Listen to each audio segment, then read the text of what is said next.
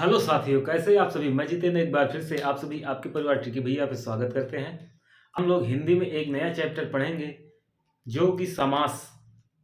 Paper में समास बहुत पूछता है या पेपर में समास से क्वेश्चन बनते हैं।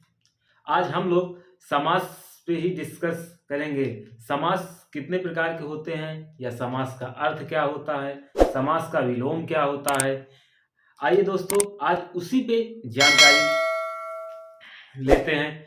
सर्वप्रथम सबसे पहले समास। पहले समास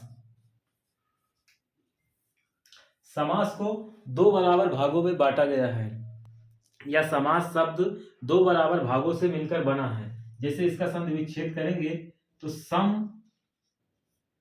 प्लस आस बराबर समास बनता है। सम का अर्थ होता है, आस का अर्थ होता है बैठाना या रखना, और सम का अर्थ होता है सम्यक रूप से। सम का अर्थ होता है सम्यक रूप से। मित्रों, समास का अर्थ देखेंगे तो क्या होता है, संक्षेप, या इसी को क्या बोला जा सकता है, संक्षेपीकरण। संक्षेपीकरण। और इसे किस नाम से जानते हैं, और इसे संक्षिप्त संक्षिप्त के नाम से भी जानते हैं। अब इसी पे पूछता है समास का विलोम क्या होता है। पेपर में क्वेश्चन डायरेक्ट बन जाता है कभी कभी कि समास का विलोम क्या होता है। तो समास का विलोम व्यास होता है। समास का विलोम व्यास होता है।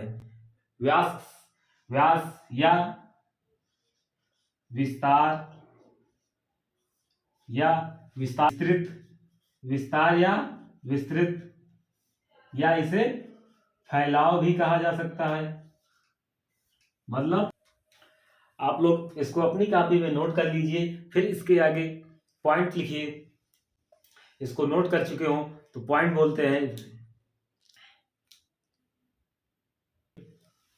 इसको नोट कर लिए हैं तो इसी के आगे अब आगे लिखिए।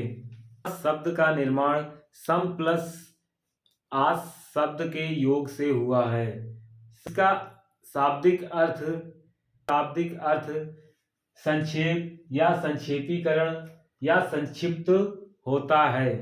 संक्षेप या संक्षेपीकरण या संक्षिप्त होता है। उसी के आगे लिखेंगे, में लिखेंगे इसके आगे, समास शब्द का निर्माण सम प्लस आस के योग से हुआ है। सम प्लस आस के योग से हुआ है, जिसका शाब्दिक अर्थ संक्षेप या संक्षेपीकरण या संक्षिप्त अथवा पदों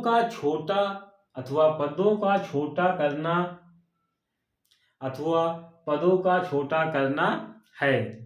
जबकि समास का विपरीत व्यास या विस्तार या विस्तृत या फैलाव होता है। समास व्यास, विस्तार या विस्तृत या फैलाव होता है। अगला पॉइंट लिखेंगे, समास शब्द में सम का अर्थ सम्यक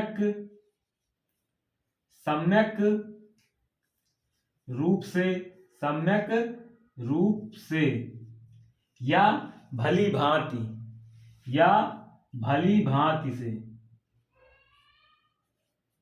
भली भांति समास शब्द में सम का अर्थ सम्यक रूप से या भली भांति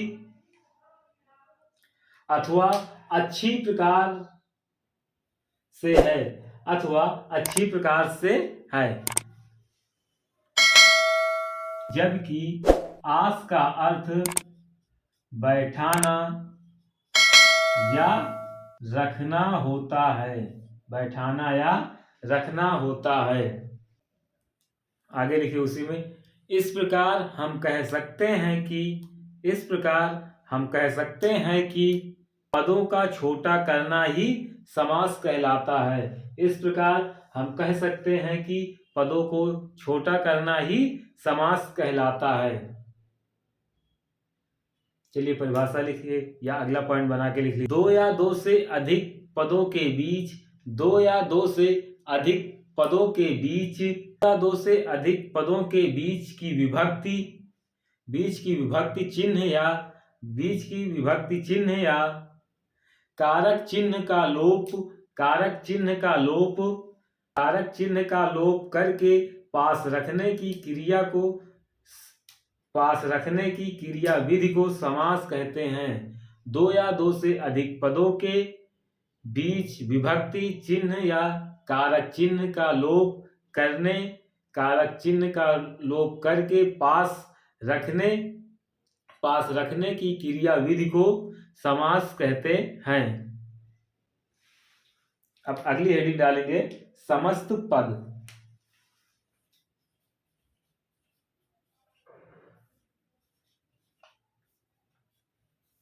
हेडिंग डालिए समस्त पद। अब समस्त पद क्या होता है इसके बारे में लिखिए। हेडिंग डाल लिए हो तो चलिए लिखिए। दोनों पदों को पास पास रखने, दोनों पदों को पास पास रखने के बाद, दोनों पदों को पास पास रखने के बाद बने शब्द, बने हुए शब्द को समस्त पद या सममासिक पद कहते हैं। बने हुए पद को समस्त पद या समासिक पद कहते हैं। अगली हेडिंग डालेंगे समास विग्रह।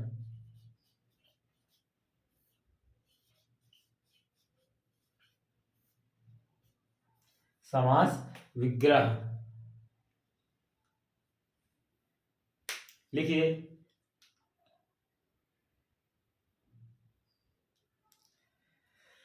लिखिए इसमें समास विग्रह में समासिक पद को अलग करके लिखना, समासिक पद को सामासिक पदों को अलग करके लिखना ही समास विग्रह कहलाता है। सामासिक पदों को अलग करके लिखना ही समास विग्रह कहलाता है, समास विग्रह कहलाता है।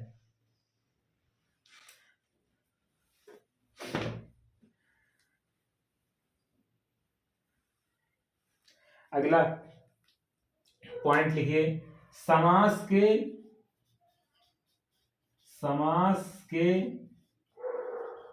कुल 6 भेद होते हैं।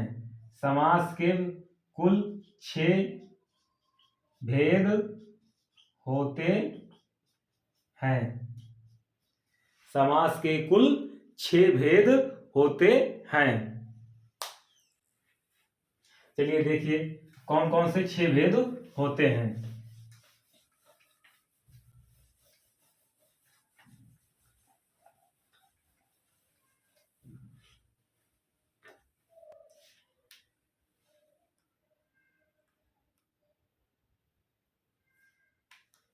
पहला लिखेंगे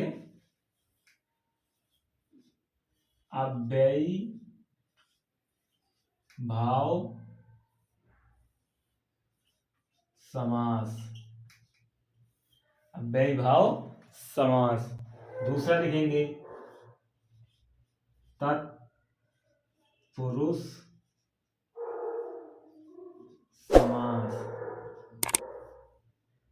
तीसरा लिखेंगे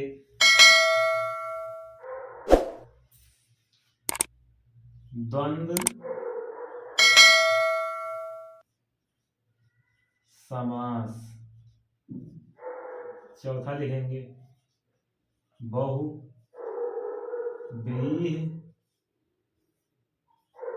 समास।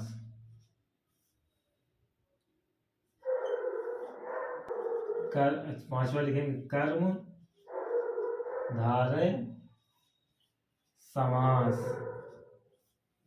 छठवां लिखेंगे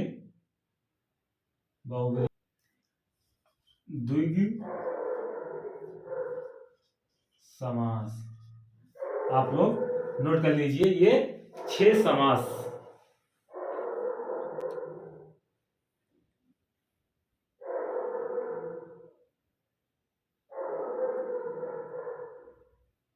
इसको नोट कर चुके हो तो आगे देखिए, तत्पुरुष समास के कुल 6 उपभेद हो जाते हैं। कौन सा? तत्पुरुष के 6 उपभेद हो जाते हैं। कितने उपभेद हो जाते हैं? 6। पहला हो जाता है कर्म तत्पुरुष समास, करण तत्पुरुष समास, संप्रदान तत्पुरुष समास, अपादान तत्पुरुष समास, संबंध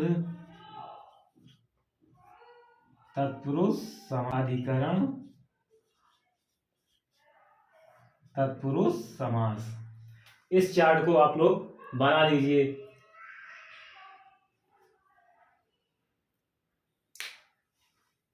इसको बना लीजिए तो इसके आगे द्वंद्व समास के बारे में भी समझते हैं कि द्वंद्व समास के और कितने भेद होते हैं। इसको नोट कर चुके हो तो इसके आगे देखते हैं। साइड हो जा रहे हैं आप लोग, इसका स्क्रीनशॉट ले लीजिए, फिर इसके आगे पढ़ते हैं। मित्रों, अगली हेडिंग डालेंगे, समास के मुख्य प्रधानता या अप्रधानता के आधार पर समास के 4 भेद। या पूछता है पेपर में क्वेश्चन कि प्रधानता के आधार पे समास के कितने भेद होते हैं, तो मुख्य रूप से 4 होते हैं। मुख्य रूप से 4 होते हैं। और ऐसे पूछ ले पेपर में कि समास के कुल कितने भेद होते हैं, तो आप लोग कितना लगाएंगे? 6 भेद होते हैं। अब आप सभी लोग सोच रहे होंगे कि इसमें 4 समास हैं, 2 समास कहां चले गए या 2 समास क्यों नहीं लिखे गए? क्योंकि तत्पुरुष समास में ही कर्मधारय समास और द्विगु समास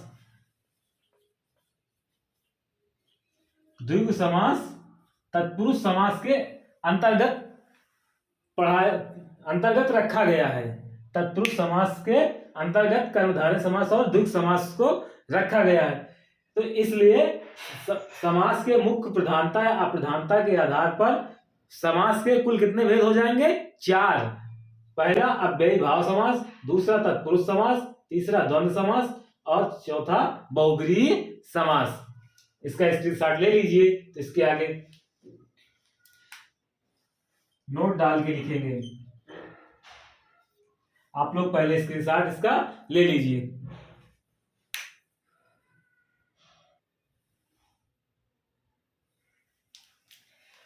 लिखेंगे दोस्तों नोट, हेडिंग डाल के आप लोग अपनी कॉपी में लिखेंगे। हेडिंग डालिए नोट में पहला पॉइंट लिखें, यदि किसी संख्या का इकाई अंक 0 तथा 9 हो तो 0 तथा 9 हो उसे शब्दों में लिखा जाए तो उसमें कोई समास नहीं होता। यानी कि 0 किसी भी शब्द का इकाई अंक 0 या 9 हो तो उसमें कोई भी समास नहीं होता। दूसरा पॉइंट लिखेंगे, 1 से 9 तक की संख्या को यदि शब्दों में लिखा जाए तो उसमें कोई भी समास नहीं होता है। अगला पॉइंट लिखेंगे, मतलब इसके अलावा 0 और 9 या 1 से 9 के अलावा, देखिए इसके अलावा समस्त गिनती पदों में से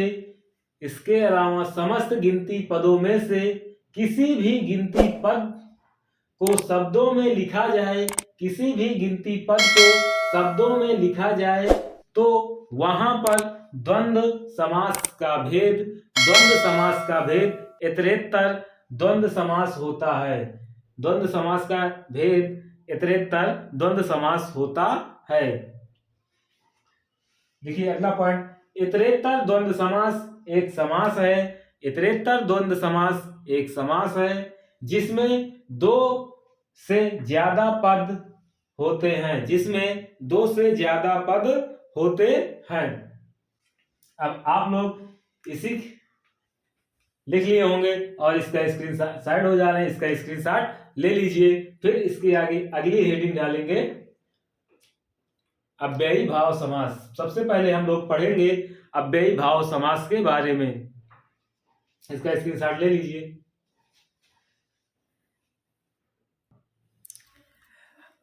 आइए मित्रों, सबसे पहले हेडिंग डालेंगे अव्ययी भाव समास।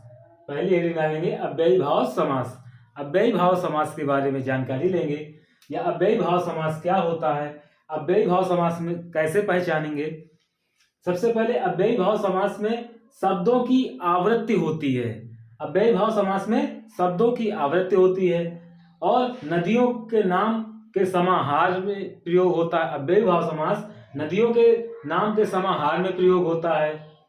और अव्ययी भाव समास का प्रथम पद प्रधान या अव्यय या उपसर्ग होता है।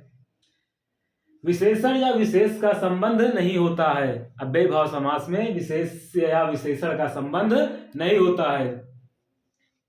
आप लोग इतना नोट कर लीजिए।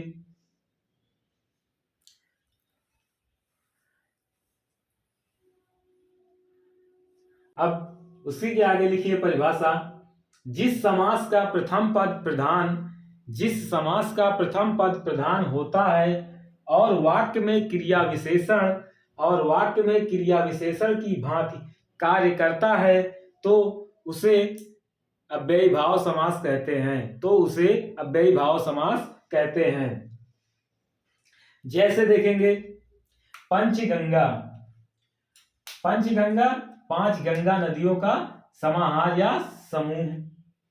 रातों रात, रात ही रात में, दिनों दिन ही दिन में, यथाशक्ति, शक्ति के अनुसार, प्रतिदिन, प्रत्येक दिन।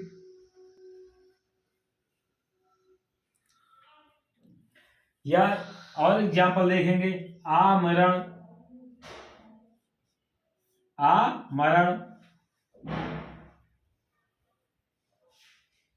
बेपनाह आदि इसके एग्जाम्पल होते हैं। इसका स्क्रीनशॉट आप लोग ले लीजिए। फिर इसके आगे नोट डाल के लिखिए।